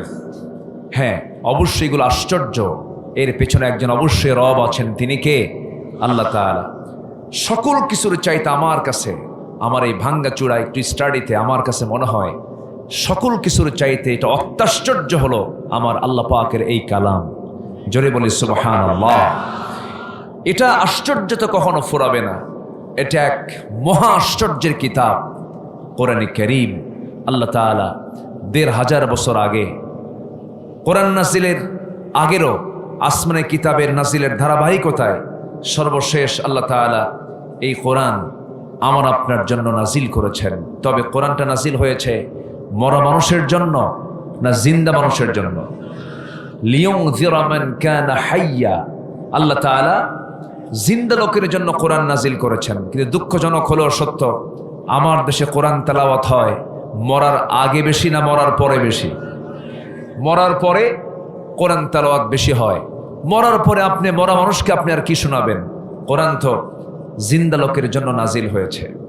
বুকটা ফেটে যায় তখনই যখন দেখি আমার দেশের, আমার জন্মভূমি বাংলাদেশের ২০ কোটি মানুষের ১৯.৫ কোটি মানুষ যখন কোরআন সহি করে পড়তে পারে না। মাত্র ৫০ লাখ মানুষ, আমার ভাঙ্গা জরিপে আমি যতটুকু বুঝেছি মাত্র ৫০ লক্ষ মানুষ আমার দেশের মানুষ তারা কোরআনটা সহি করে পড়তে পারে। আর এই বিশাল একটি জনগোষ্ঠী যারা কোরআনটাকে সহি করে পড়তে পারে না। সম্মানিত উপস্থিতি, এটার জন্য শুধু ব্যক্তি দায়ী নয়, এটার জন্য রাষ্ট্র কোনো অংশে কম দায়ী নয়। আজকে ৫৪ বছর যাবৎ মিনিস্ট্রি অফ এডুকেশন, শিক্ষা মন্ত্রণালয় তারা কাজ করেছে। নামাজ পড়া যেমন ফরজ, রোজা রাখা যেমন ফরজ, কোরআনটাকে সহি করে তেলাওয়াত করাও কি ফরজ। রুব্বা কারিন লিল কুরআনি ওয়াল কুরআনু ইয়ালআনুহু। কোরআন তাকে লানত দেয় যে কোরআনটাকে সহি করে পড়ে না। অথচ একটা কম্পালসারি বিষয়, এই জাতির মধ্যে কত বড় ঘাটতি। নামাজ পড়তে গেলেই তাকে সহি তেলাওয়াত লাগবে। মাত্র ৫০ থেকে ৬০ লাখ মানুষ হয়তোবা বড় জোর কোরআন পড়তে পারে সহিভাবে, আর বাকি লোক কোরআন পড়তেই পারে না। এই যে একটা সূক্ষ্ম ষড়যন্ত্র বাংলাদেশকে নিয়ে হয়েছে ৫৪ বছর, জাতিকে কেমন করে প্রকৃতি ইসলাম শিক্ষা থেকে, দিন থেকে, তাহজিব তামাদ্দুন থেকে কেমনে সরিয়ে রাখা যায়, এই ষড়যন্ত্রের জাল আমরা ছিন্ন করতে চাই। আজ তখন কেন ছিন্ন করতে চাই? আমরা আলোকে ছড়িয়ে দিতে চাই, অন্ধকার দূর করতে চাই। কোরআন কেন নাজিল হয়েছে? কোরআনকে প্রশ্ন করুন, কোরআন বলো তোমার নাজিলের উদ্দেশ্য কি? এত বড় কোরআন শুধু নামাজের জন্য আল্লাহ পাক নাজিল করেন নাই। নামাজ পড়তে হবে, এই নামাজ শুধু পড়ার জন্য এত বড় কোরআন নাজিলের কোনো দরকার ছিল না। কোরআন কেন নাজিল হলো? আলিফ লাম রা কিতাবুন আনজালনাহু ইলাইকা লিতুখরিজান নাসা মিনায-যুলুমাতি ইলান-নূর রাসূল আমি আপনার প্রতি যে কোরআন নাজিল করেছি, এই কিতাব নাজিলের মূল উদ্দেশ্য হলো আপনি যেন অন্ধকারে নিমজ্জিত জাতিকে কোরআনের আলোতে আলোকিত করে যেন তাদেরকে জান্নাতের রাস্তায় তুলে দিতে পারেন। এই জন্য কোরআন নাজিল করেছি। আমার রাসূলের যে সময় জন্ম হয়েছিল সেই সমাজ কি ভালো ছিল? আসতে বলে ভালো ছিল? জাহিলিয়াত যাকে বলা হয়, দ্য এজ অফ ইগনোরেন্স, বর্বরতার যুগ। সে যুগ, যে যুগে নিজের মাকে সন্তান বিয়ে করত। নাউজুবিল্লাহ বলবেন না। বাবা বিয়ে করেছেন, বাবা বিয়ে করে তালাক দিয়েছে, সেই মাকে ধরে এনে সন্তান বিয়ে করছে। এত অসভ্য একটা বর্বর জাতি, ভাঙ্গা পাতিলকে কেন্দ্র করে, একটা মাটির ভাঙ্গা পাতিলকে কেন্দ্র করে যুগের পরে যুগ যুদ্ধ লেগে রাখত যে জাতি, সেই জাতিকে, শতবিভক্ত জাতিকে এক সুতার কাঠিতে আবদ্ধ করেছেন মুহাম্মদ সাল্লাল্লাহু আলাইহি ওয়াসাল্লাম। কোন জাদু মন্ত্র দিয়ে নয়। কি দিয়া? আসতে বলবেন না, কি দিয়া? এই জাতিকেও অন্য কোনো তন্ত্র মন্ত্র দিয়ে ভালো করা সম্ভব হবে না। দেখলাম তো, সব দেখা শেষ করেছি। এই জাতি ভাষাগত দিক থেকে, ভৌগোলিক দিক থেকে, এরপরে জাতের দিক থেকে একটা মিশ্র জাতি। এই জাতিকে একটা সুসভ্য জাতিতে রূপ দেওয়ার জন্য আসমানি কিতাবের বিকল্প কোনো পন্থায় এই জাতিকে সভ্য করা সম্ভব নয়। সম্মানিত ভাইয়েরা, সম্মানিত বন্ধুগণ, রাসূল যে যুগে জন্ম নিয়েছিলেন সেই যুগে আমরা শুনেছি মদের কারবার হতো, মদের বোতল নিয়ে তারা বসে থাকতো, জেনা ছিল, সুদের কারবার ছিল। কিন্তু আমরা এমন ইতিহাস পাইনি যে 3 বছরের শিশুকে ধর্ষণ করা হয়েছে। আমরা এমন ইতিহাস আমরা পড়িনি যে মরা লাশ কবর থেকে তুলে ধর্ষণ করা হয়েছে। আমরা এমন ইতিহাস শুনিনি হালুয়াঘাটে এই তো কয়েক মাস আগে এক মহিলা সুইসাইড করেছে, আত্মহত্যা করার পর তার লাশ মর্গে নেওয়া হয়েছে। মর্গে আত্মহত্যা করা লাশকে ধর্ষণ করা হয়েছে। একটা মানুষকে মেরে একটা সাবেক সাংসদ, যদি অনির্বাচিত, অবৈধ, আমি বিগত 16 বছর এই প্রেক্ষাপট জুলাই আগস্টের পরে, জুলাই আগস্টের আগ পর্যন্ত 2008 থেকে নিয়ে 2024 সাল পর্যন্ত যত পার্লামেন্টারিয়ান ছিল, আমি তাদেরকে বৈধ পার্লামেন্টারিয়ান বলি না। ঠিক কিনা বলেন? বলি না কেন? দিনের ভোট রাতে শেষ, সোনার বাংলা, সোনার দেশ। ঠিক কিনা বলেন? ওদের মধ্যে এক এমপি, কালীগঞ্জে বাড়ি তার, তাকে মারা হলো কেমন করে, কলকাতায় নিয়ে যাওয়া হলো পরিকল্পিতভাবে। আমার দেশের লোকগুলো সেখানে গিয়ে তাকে মেরে একটা ফ্ল্যাটের ভিতরে হাড় মাংস, হাড়গুলোকে পৃথক করে, হাড় সরাইয়া দিয়ে মাংস পৃথক করে, টুকরো টুকরো করে গোশতগুলোকে কমোডের ফ্ল্যাশে নিয়ে ফ্ল্যাশ করা হয়েছে। মানুষ কত জঘন্য হলে এবং কত পাশবিক হলে পরে এই আচরণ বান্দার দ্বারা প্রকাশ পেতে পারে। সেই জাতিকে ভালো করার জন্য পৃথিবীর কোনো তন্ত্র মন্ত্র দিয়ে মানুষকে ভালো করা সম্ভব নয়। মানুষ ভালো হবে কার বিধান দিয়ে? কার আইন দিয়ে? বলেন বলেন, কার আইন দিয়ে? কোরআনকে যারা শুধু নামাজের কিতাব মনে করেন, ধর্মের কিতাব মনে করেন, আমি মনে করব রাসূলকে যারা শুধু ইমাম মানবেন, রাসূলকে শুধু রোজার আদর্শে মানবেন, কিন্তু রাসূলকে রাষ্ট্রনায়ক মানবেন না, রাসূলকে সেনাপতি মানবেন না, খোলাফায়ে রাশিদের 30 বছরের শাসনকে যারা মানবেন না, সুলাইমান আলাইহিস সালামের গোটা পৃথিবীর তিনি রাষ্ট্র পরিচালনা করেছেন, পৃথিবী শাসন করেছেন, এগুলো মানবেন না যারা, আমি মনে করি তারা নবীর উম্মত নন, তারা ভণ্ড, তারা প্রতারক। রাসূলকে মানতে হবে এক জায়গায় না সব জায়গায়? আসতে বলবেন না, এক জায়গায় না সব জায়গায়? সব জায়গায় মানতে হবে। আল্লাহ রাব্বুল আলামিন বলেন, মা আতাকুমুর রাসূলু ফাখুযুহু ওয়া মা নাহাকুম আনহু ফান্তাহু। রাসূলকে আংশিক মানা যাবে না, রাসূল যা নিয়ে এসেছেন তার সব টোটাল মানতে হবে। কোরআন শুরু হয়েছে বা দিয়া বিসমিল্লাহর বা, শেষ হলো অমিন শাররি হাসিদিন ইদা হাসাদ। এই যে বা দিয়া শুরু হলো, দাল দিয়ে শেষ হয়ে গেল। এই যে বিশাল বড় কোরআনের ভিতর থেকে যদি কেউ একটা হরফও যদি অস্বীকার করে, কফ মানলাম না, সে কি ইমানদার না কাফের? কাফের হয়ে যাবে। একটা হরফকে যদি, একটা শব্দকে যদি কেউ অস্বীকার করে, তার ইমান থাকবে না। সেখানে তো প্রশ্নই নাই। জীবন চলার পথ হিসাবে ইসলামকে সব জায়গায় মানতে হবে। ইসলাম মানার শর্ত হলো আল্লাহ দিয়ে দিয়েছেন, আংশিক মানার নাম ইসলাম নয়।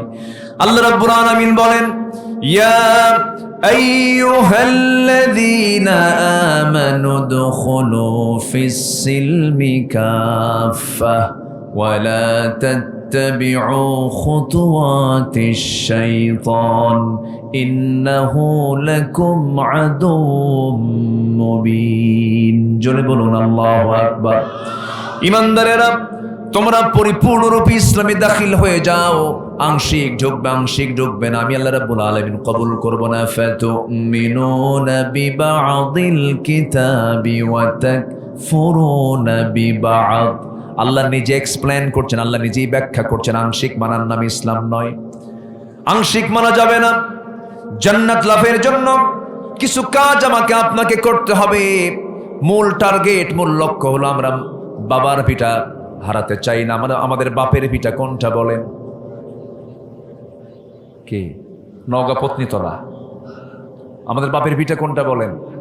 একটু জোরে বলেন না ভাই, আর একটু জোরে বলেন। আমাদের বাপের ভিটা কোনটা বলেন? আমাদের আব্বা জান্নাতে ছিলেন, আমাদের বাবাকে বলেন, আমাদের বাবাকে আমরা বানি আদম। আমরা কি? আমরা আদমের সন্তান। ওয়ালাকাদ কাররামনা বানি আদম, ওয়ালাকাদ কাররামনা বানি আদম। আমরা সব বানি আদম।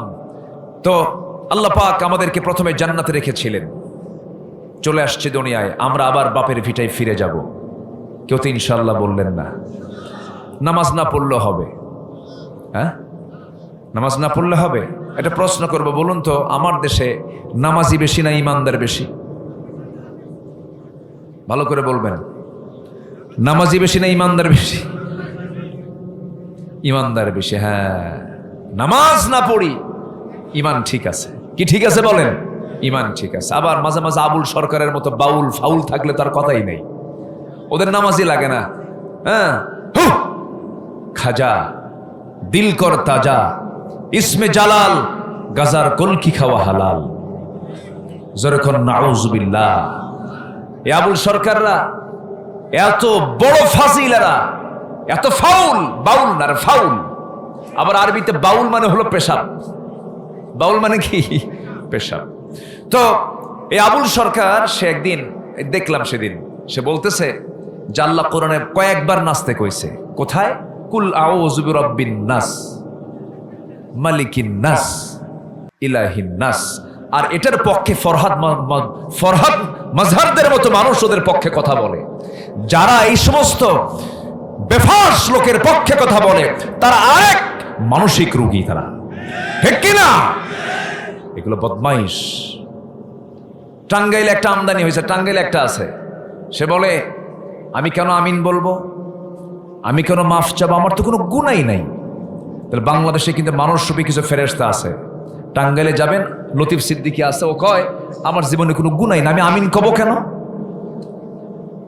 এই সমস্ত কোরআন বিরোধী, ইসলাম বিরোধী, হজের বিরুদ্ধে কথা, নামাজের বিরুদ্ধে কথা, কোরআনের বিরুদ্ধে কথা, আল্লাহর বিরুদ্ধে কথা বলে, আজ পর্যন্ত কোন নাস্তিকের শাস্তি বাংলার জমিনে হয়নি।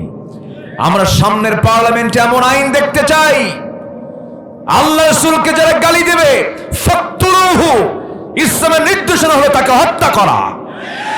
এমন আইন আমরা বাংলার পার্লামেন্টে দেখতে চাই। সবাই রাজি আছেন তো ইনশাআল্লাহ? আল্লাহ কবুল করুন। জোরে বলে আমিন, আরো জোরে আমিন। সম্মানিত ভাইয়েরা, সম্মানিত বন্ধুগণ, জান্নাতে সবাই যেতে চাইতো নাকি? জান্নাতে যেতে হলে কোরআনের আলোকে জান্নাত প্রাপ্তির জন্য 15টা করণীয় আমি আজকে একটা একটা করে বলতে চাচ্ছি। আমাকে সময় দেবেন? সবাইকে সময় দিতে রাজি আছেন? উপজেলার নাম কি? স্বামীতলা নাই, সব পত্নীতলা। এ তো কামসারা এলাকায়। তাহলে তাহলে কোনো স্বামী টামি নাই নাকি? স্বামী আছে না নাই? তো ঢাকায় আছে স্বামীবাগ। কি বাগ? স্বামীবাগ আছে। আর এখানে কি তলা? পত্নীতলা। তাহলে ঢাকার স্বামীবাগ আর নওগাঁর কি? পত্নীতলা। স্বামীও লাগবে, পত্নীও লাগবে। ওয়াখলাকনাকুম আজওয়াজা, আমি তোমাদেরকে জোড়ায় জোড়ায় সৃষ্টি করেছি। বলি আলহামদুলিল্লাহ। তাহলে বয়ফ্রেন্ডও লাগবে, গার্লফ্রেন্ডও লাগবে। দেখছেন ঠিক কয়? এই যুবকরা কি কইলে ঠিক? এটা ঠিক? এটা ঠিক না, এটা ব্যাঠিক, এটা অবৈধ, ইল্লিগাল। ইল্লিগাল রিলেশন যেখানে থাকবে সেখানে কোনোদিন রহমত থাকতে পারে না। আর স্বামী স্ত্রীর এটা হচ্ছে লিগাল মাওয়াদ্দাতুন ওয়া রাহমা, এখানে ভালোবাসাও থাকবে, রহমতও থাকবে। আর বিয়ে বহির্ভূত সম্পর্কে ভালোবাসার খরিক থাকতে পারে, রহমতের চুল পরিমাণ কোনো ছোঁয়া সেখানে থাকবে না। সম্মানিত ভাইয়েরা, আমরা 15টা করণীয় আজকে একটা একটা করে শিখে যাব। অনেক লম্বা আলোচনা, অনেক বড় প্যান্ডেল করা হয়েছে। প্রচুর মানুষ এখন প্রচুর ব্যস্ত। মাঠে ধান কাটছে মানুষ, এবং মানুষ ক্লান্ত এখন। এটার একটা আমার মনে হয় প্রভাব। আমি প্রথম মধুইল অঞ্চলে মানুষের ঢল নামে মাহফিল, আলহামদুলিল্লাহ। তো আমরা আজকে একটু কেমন যেন একটা ব্যতিক্রম লক্ষ্য করছি। তবে হতাশার কোনো কারণ নেই। এখানে যত মানুষ আছেন প্রত্যেকটি মানুষ যদি সচেতন হন, পত্নীতলার বিপ্লব করার জন্য এই লোকগুলোই যথেষ্ট।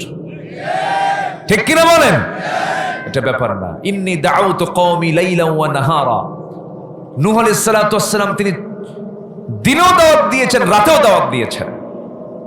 ফলাফল হলো বউ কালেমা পড়ে নাই, ছেলেও কালেমা পড়ে নাই। 900 বছর দাওয়াত দিয়ে ইসলাম কবুল করছে 80+, 80 কিছু পরে, 80 থেকে 86 জন ইসলাম কবুল করেছে। তাহলে কি আল্লাহর নবী নূহের দাওয়াত কি ব্যর্থ ছিল? না। কোনো সমস্যা নেই। যে কজন ভাই আছেন আমরা মনোযোগ দিয়ে কথাগুলো শুনবো এবং এই কথাগুলো আমরা সমাজে ছড়িয়ে দেব। জোরে বলি ইনশাআল্লাহ। আমার দিকে কান লাগান। জান্নাত প্রাপ্তির জন্য 1 নম্বর কাজ হলো নেক আমল সহ ঈমান আনতে হবে। বলেন কি কি ঈমান আনতে হবে বলেন তো? নেক আমল সহ ঈমান। আমার দেশে নেক আমল সহ ঈমান বেশি না শুধু ঈমান বেশি? নামই হলো ঈমান আলী। নাম কি? ঈমান আলী, কিন্তু নামাজ পড়ে না। নাম হলো রমজান আলী, রমজান মাসে দুপুরবেলা ভাত খায়। নাম হলো আতর আলী, গোটা গায়ে গাজার গন্ধ। নাম হলো বাদশা মিয়া, ভিক্ষা করে। নাম হলো খোকা মিয়া, বয়স হলো 80 বছর। নাম হলো হিম্মত আলী, সাইকেলের চাকা ব্লাস্ট হলে জিত হয়ে পড়ে। আমার বন্ধুগণ, নাম হলো ফজর আলী, ঘুম থেকে 10টার দিকে ওঠে। নাম কি বলেন? ফজর আলী। নাম দিয়ে কোনো কাজ হবে না, বংশ দিয়েও কোনো কাজ হবে না। নাম দিয়ে যদি কাম হতো, নাম দিয়ে মানুষ অনেক কিছু করতে পারত, কিন্তু নাম দিয়েও কাজ হবে না, বংশ দিয়েও কাজ হবে না। আমার নবীর বংশ কুরাইশ, সূরা কুরাইশ নামে একটা সূরাও আছে। আবু লাহাব, আবু জেহেল এদের বংশের নামটাও কি বলেন? কুরাইশ। কি বংশের মানুষ আবু লাহাব। আমার নবীর রক্ত আবু তালেব, এই যে বিশাল বিশাল পরিচয় তাদের। আমার নবীর আপন চাচা আবু তালেব হয়েও লাভ হলো না। ইব্রাহিম আলাইহিস সালাতু ওয়াস সালামের নিজের পিতা আজর হয়েও লাভ হলো না। নূহ আলাইহিস সালাতু ওয়াস সালামের ছেলে কেনান হয়েও লাভ হলো না। লূত আলাইহিস সালামের স্ত্রী হয়েও লাভ হলো না। কারণ তাদের কোনো মূল্য হবে না আল্লাহর আদালতে। কারণ বংশ দিয়া, টাকা দিয়া, পয়সা দিয়া, সম্মান সম্ভ্রম দিয়ে কোনোদিন আল্লাহর কাছে মূল্যায়ন হবে না। আল্লাহর কাছে মূল্যায়ন হবে ইন্না খালাকনাকুম মিন যাকারিন ওয়া উনসা ওয়া জাআলনাকুম শুউবান ওয়া ক্বাবাইলা লিতাআরাফু ইন্না আকরামাকুম ইনদাল্লাহি আতকাকুম। জোরে বলুন আল্লাহু আকবার। আল্লাহর কাছে সম্মান হলো সেই বান্দার সবচেয়ে সম্মানিত যে বান্দা আল্লাহকে বেশি ভয় করে। যে ব্যক্তির নাকি ঈমান আছে, নেক আমল আছে, আল্লাহ সুন্দর করে 3টা জায়গায় বলছেন। এক জায়গায় বলছেন কি দেখেন, ইন্নাল্লাযীনা আমানু ওয়া আমিলুস সালিহাতি লাহুম জান্নাতুন তাজরি মিন তাহতিহাল আনহার যালিকাল ফাওজুল কাবীর। আরেক জায়গায় বলছেন, ইন্নাল্লাযীনা আমানু ওয়া আমিলুস সালিহাতি কানাত লাহুম জান্নাতুল ফিরদাউসি নুজুলা খালিদিনা ফিহা লা ইয়াবগুনা আনহা হিওয়ালা। জোরে বলুন আল্লাহু আকবার। ঈমান যারা আনবে, নেক আমল যারা করবে, তাদের জন্য 8টা জান্নাতের 1 নম্বর জান্নাত আমি জান্নাতুল ফিরদাউস তার জন্য বরাদ্দ করব, স্থায়ীভাবে সেই জান্নাতে সে থাকবে। এবং আরেকটা আয়াতে সূরা বুরুজের শেষের দিকে আল্লাহ রাব্বুল আলামিন বলছেন, ঈমান এবং নেক আমল যারা করবে আমি তাদের জন্য এমন জান্নাত রেখে দেব যার নিচ দিয়ে নহর প্রবাহিত। জোরে কোন সুবহানাল্লাহ। দুধের প্রস্রবণ, মধুর প্রস্রবণ, পানির প্রস্রবণ, শরাবের প্রস্রবণ সেখানে থাকবে। দুনিয়ার মধু পান করলে মানুষ দিনে দিনে বুড়া হয়ে যায়, শিশু কিশোর হয়, যুবক হয়, আবার যুবক ধীরে ধীরে বুড়া হয়ে যায়। কিন্তু জান্নাতের পানি, জান্নাতের দুধ, জান্নাতের মধু যদি কোনো বান্দা একটাবার পান করে ফেলে, সে কোনোদিন, চিরদিনের জন্য সে কোনোদিন আর বুড়া হবে না। জোরে কোন সুবহানাল্লাহ। সেই জান্নাত কি সবাই পেতে চান? সবাই কি সেই জান্নাত লাভ করতে চান? তাহলে জান্নাতের লাইনই থাকতে হবে। আল্লাহ কবুল করুন, জোরে বলি আমিন। আমি কি আলোচনা চালাবো? 2-1 জন করে এর মধ্যে আবার ওঠা বসা করেন, এটা কেন? একটু বসেন, কেউ উঠবেন না, নড়াচড়া করবেন না। আমি খুব লম্বা সময় নিয়ে যে কথা বলবো তাও না, একটু বসুন, ধৈর্য ধরুন। অনেক কথা আছে, 15টা পয়েন্ট আমি ফাইন্ড আউট করে একটু হালকা ব্যাখ্যা দিয়ে আমি আলোচনার সমাপ্তির দিকে আস্তে আস্তে যাব। একটু সময় দিতে হবে। তাফসীর মানেই তো একটু সময় লাগে। তাফসীর মানেই তো এক্সপ্লেন, ব্যাখ্যা। সংক্ষিপ্ত শব্দ তো তাফসীর হয় না, একটু সময় লাগবে। আপনাকে থাকতে হবে, আপনি থাকবেন, মাহফিল সফল হবে। আপনি থাকবেন না, মাহফিল ব্যর্থ হয়ে যাবে। এই জন্য আপনার বসে থাকাটা অত্যন্ত গুরুত্বপূর্ণ একটা দায়িত্ব। আপনার বসে থাকা আগে না ধৈর্য আগে? বলেন কি আগে? ধৈর্য আগে। ধৈর্য নিয়ে বসে থাকতে হবে। আল্লাহ তাআলা এই জন্য ধৈর্যশীলদের সাথে আছেন, নিজে এমনি বলেন নেই। আল্লাহ বলছেন, আমি ধৈর্যশীলদেরকে ভালোবাসি এবং তার সাথেই আছি। আল্লাহু আকবার বলেন। সবচেয়ে বড় ধৈর্যের পিরামিড কে? আসতে বলবেন না, কে? কাফের, মদ খায়, জেনা করে, আল্লাহর বিরুদ্ধে কথা বলে, এরপরে তার নাকের ডগায় আল্লাহ অক্সিজেন দিয়ে রাখেন। আল্লাহর ধৈর্য দেখছেন? আল্লাহর ধৈর্যশীল কত। আমরা একটু ধৈর্য নিয়ে শেষ পর্যন্ত থাকবো। জোরে বলি ইনশাআল্লাহ। আল্লাহ কবুল করুন, জোরে বলি আমিন। তাহলে আমরা সেই ঈমানটাকে নেক আমল সহ মজবুত করব। জোরে বলি ইনশাআল্লাহ। ঈমানদার কি হিংসা করতে পারে? আসতে কয়, ঈমানদার হিংসা করতে পারে? আমাদের সমাজে কি হিংসা আছে? অনেকে চুপচাপ আছে। এলাকায় হিংসা আছে? হিংসা হয়? আমাদের মধ্যে হিংসা হয়? দেখেন আওয়াজ এত কমে গেল, মনে হয় ফেরেশতা বসে আছে সব। হিংসা বলেন তো, হিংসা টিংসা হয় কিনা বলেন? আসে। হিংসা আনা যাবে না। আল্লাহ তাআলা হিংসাকে কত জঘন্য গুনাহ বলেছেন যে আল্লাহ তাআলা দোয়া করতে বলেছেন, ওমিন শাররি হাসিদিন ইযা হাসাদ। হিংসুকের হিংসা থেকে আল্লাহ তোমার কাছে পানাহা চাই, আশ্রয় চাই। হিংসা খুব মারাত্মক, ভয়ঙ্কর। নিজের নফসের জন্য, নফসের ক্যান্সার এটা। আমরা হিংসা করব না। জোরে বলি ইনশাআল্লাহ। হিংসা যদি করি সব নেক আমলগুলো শেষ করে দিবে। ক্বালা ইয়াকুম ফিল হাসাদ ফাইনাল হাসাদা ইয়াকুলুল হাসানাত কামা তাকুলুন নারুল হাতাব। হিংসা করবেন, সব শেষ হয়ে যাবে। আমি একটা উদাহরণ প্রায় দেই। এক বেচারি বিয়ে করতে যাবে। আগের যুগে মানুষ ঘোড়ার গাড়িতে, ঘোড়ায় চড়ে, গরুর গাড়িতে করে বিয়ে করতে গেছে। এখানে গরুর গাড়িতে বিয়ে করছেন কে? দেখে হাত তোলেন তো দেখি। গরুর গাড়িতে দেখেন অনেক লোকের হাত উঠছে। দেখেন গরুর গাড়িতে করে বিয়ে করছে। আচ্ছা, হাত নামান। তো ঘোড়ার গাড়িতে, ঘোড়ায় চড়ে বিয়ে করতে যাবে এক যুবক। তো গ্রামের মধ্যে এক মুরব্বীর ঘোড়া আছে, তার কাছে গিয়ে বলছে, চাচা আপনার ঘোড়াটা কি দেওয়া যাবে? কেন? অমুক দিন না আমার বিয়া। কিন্তু চাচার খুব রাগ ছিল এই যুবকের উপরে, রাগ ঝাড়ছে সেই দিন। সবাই ঘোড়া দিলেও তোরে ঘোড়া দেবো না, যা। যুবকটা মন খারাপ করে বাড়িতে আসছে, রূপক অর্থে বলছি আমি। তো যুবকটা বাড়িতে এসে সবে কদর আসছে সামনে, সবে কদরের দিন মসজিদে গেছে। রাতে মসজিদে গিয়ে নামাজ কালাম পইরা, তাহাজ্জুদ, তারাবি সব নামাজ কালাম শেষে শেষ মোনাজাতে হাত তুলে দোয়া করতেছে, আল্লাহ আজকের এই বরকতময় রাতে আমার জন্য কিচ্ছু চাওয়া নাই, আমি আমার জন্য কিচ্ছু চাই না, তোমার কাছে আমার শুধু একটা চাওয়া, বুড়ার যেন ঘোড়া মরে। বুড়ার যেন কি মরে? ঘোড়া মরে। এই দোয়া করে বাড়িতে চলে আসছে। বাড়িতে এসে দেখে মার চোখে পানি। মা তুমি কাঁদো কেন? কে বাবা, তোর গরু মরছে। কি মরছে বলেন তো? গরু মরছে। তাহলে দোয়া কবুল হয়েছে কিনা এখন? কিন্তু মালাকুল মউত গেছে ঘোড়ার কাছে না গরুর কাছে? কার গরু বলেন? কার গরু? হিংসা করবেন, নিজে জ্বলবেন। যার জন্য হিংসা করা হচ্ছে তার কিচ্ছু হবে না।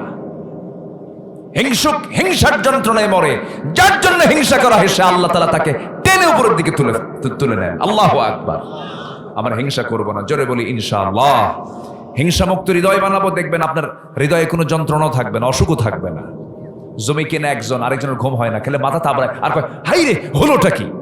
আছে না নাই বলেন তো? আছে না নাই? আছে। টেনশন করে না। আমরা হিংসা করব না, ইমানকে ফ্রেশ রাখবো, জোরে বলি ইনশাআল্লাহ। ইমানটাকে টিকে রাখবো। আমরা ইমানটাকে কি করব? টিকে রাখবো। ইমান কিন্তু খুব খুব স্পর্শকাতর বিষয়। ইউসবিহু মুমিনান ওয়া ইউমসি কাফিরান। সকালবেলা ইমান আছে, বিকেলবেলা ইমান নাই। একটা কথা ভাইজানের আমার কাছে খুব দামি মনে হয়েছে, সেটা হলো ফেরাউন যে ইসলাম বুঝতো, আমার দেশের মুসলমানরা সেই ইসলাম বোঝে না। বাস্তব একটা কথা। ইউবাদদিলা দীনাকুম, আয়াত পড়েছি, আপনার কথাটা নতুন করে আপনি ফাইন করে আপনি ডিসপ্লে করলেন, খুব সুন্দর হয়েছে, আলহামদুলিল্লাহ। ফেরাউন দিনের ব্যাখ্যা বুঝতো, এই আয়াত প্রমাণ করে। কিন্তু আমার দেশের মানুষ দিনের ব্যাখ্যা বোঝে না। ইমান কি, ইমানটা কি বোঝে না। মাত্র একটা বিড়ির প্যাকেটে ইমান বিক্রি করে ফেলে। চোর, ও জানে এই লোকটা চোর, একে সমর্থন দিলে ও রাস্তার টাকা চুরি করে খাবে, এরপরও তারা সমর্থন দেয়। ও যে চুরি করবে, সেই চুরির একটা গুনার আমলনামা তোর আমলনামায় যাবে। কথা কি বুঝতেছেন? আন তুআদ্দুল আমানাতি ইলা আহলিহা ওয়াল্লাযীনা হুম লিআমানাতিহিম ওয়া আহদিহিম রাউন। ঈমানদার তো তারাই যাদের ওয়াদা আমানত ঠিক থাকে। জোরে বলেন সুবহানাল্লাহ। আমরা ঈমানটা মজবুত করব, জোরে বলি ইনশাআল্লাহ। আমার বন্ধুগণ, ঈমান যার আছে তার সবই আছে, ঈমান যার নাই তার কিচ্ছু নাই। আপনি নেক আমল করলেন, ঈমান নাই, কাজ হবে না। বিল গেটস আমেরিকার ধনকুবের একজন বিশাল বড় ধনাঢ্যশালী ব্যক্তি, সে তার সম্পত্তির বিশাল একটা অংশ সমাজ কল্যাণমূলক দাতব্য জায়গায় সে দান করে দিয়েছে, বিভিন্ন জায়গায় সে দান করে দিয়েছে। এত বড় কোটি কোটি টাকার দানবীর হওয়ার পর আল্লাহর কাছে তার কোনো মূল্য নাই, কারণ তার দান আছে, কিন্তু তার মধ্যে কি নাই? আসতে বলবেন না, কি নাই? ঈমান নাই। আবার ঈমান আছে, ঈমানের দাবি করছে, কিন্তু ঈমানের কোনো গুণ নাই। 7টা গুণ তার মধ্যে পাওয়া যায় না।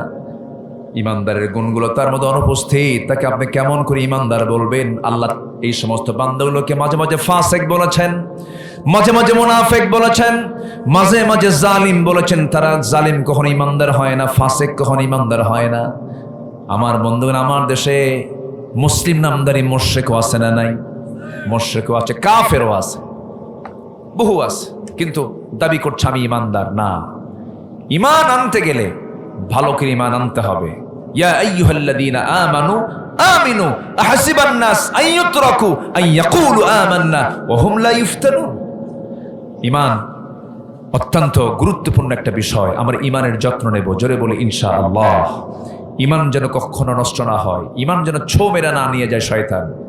আল্লাহ রাব্বুল আলামিন বলেন, ওয়াল্লাযীনা আমানু ওয়া লাম ইয়ালবিসু ঈমানাহুম বিযুলমিন উলাইকা লাহুমুল আমনু ওয়া হুম মুহতাদুন।